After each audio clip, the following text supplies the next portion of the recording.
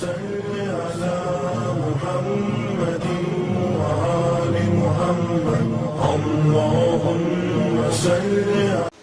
السلام علیکم YouTube family, کیسے ہیں آپ سب؟ امید کرتے ہیں سب ٹھیک ٹھاک ہوں گے۔ میں ہوں فاطمہ زہرا خان سرکانی، پاکستان سے، اور آپ لوگوں کو پتہ ہے کہ میں اسلامک سٹوریز لے کر آتی ہوں، آپ لوگوں سے شیئر کرتی ہوں، اور آج بھی میں بہت ہی دلچسپ معلومات لے کر آئی ہوں اور آپ لوگوں سے آج میں شیئر کروں گی۔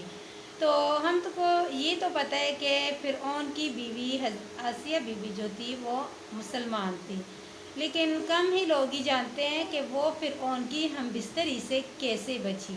تو وہ آج یہ 1 منٹ کی ویڈیو ہے اور اس میں ہم دیکھتے ہیں کہ وہ کیسے بچی فرعون کی ہم بستری سے۔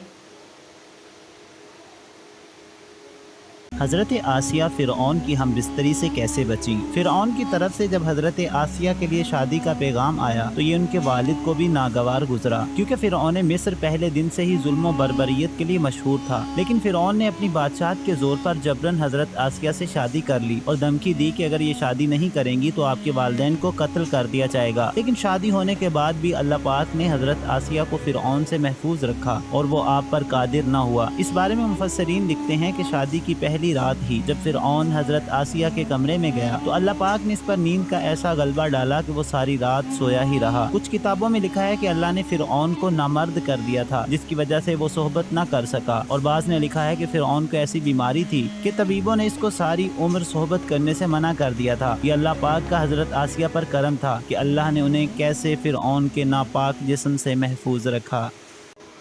جی، تو میری یوٹیوب فیملی، آپ لوگوں نے دیکھی اس 1 منٹ کی ویڈیو میں کہ حضرت آسیہ بی بی فرعون کے ناپاک جسم سے کیسے بچی اور اللہ تعالیٰ نے اس کو کیسے بچایا۔ تو اپنے سسٹر کو دیجیے اجازت، لیکن اس سے پہلے اگر آپ لوگوں نے میرا چینل سبسکرائب نہیں کیا تو پلیز اپنی بہن کا چینل ضرور سبسکرائب کریں، تاکہ میں اسی طرح آپ لوگوں کو اسلامک سٹوریز جو ہے نا لے کر آؤں اور آپ لوگوں سے شیئر کروں۔ تو اپنی بہن کو اجازت دیجیے، اللہ حافظ۔